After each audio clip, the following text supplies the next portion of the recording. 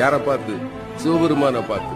உனக்கும் போக்கிடம் கிடையாது, எனக்கும் போக்கிடம் கிடையாது, இங்கதானே இருக்க போறோம், சாப்பிட்டுக்கிட்டு சொல்லுப்பா. இல்லையா, நான் சொல்லியே ஆகணும்.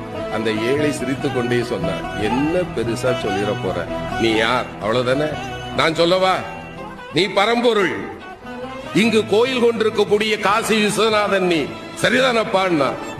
இறைவன் ஆடி போயிட்டான். ஞானிகளாலும் கண்டுகொள்ள முடியாத என்னை மகனே நீ எப்படிப்பா கண்டுகொண்டாயின்னா.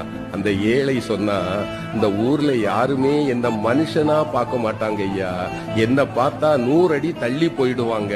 ஆனால் என்னைக்கு சமமாக அமர்ந்து அழுகி போன என் கையில் இருக்கிற உணவை கூட உண்பதற்கு ஒருவன் கையேந்துவான் என்றால் என் கருணை கடலே, உன்னை தவிர வேறு யாரால் ஐயா இது முடியும்?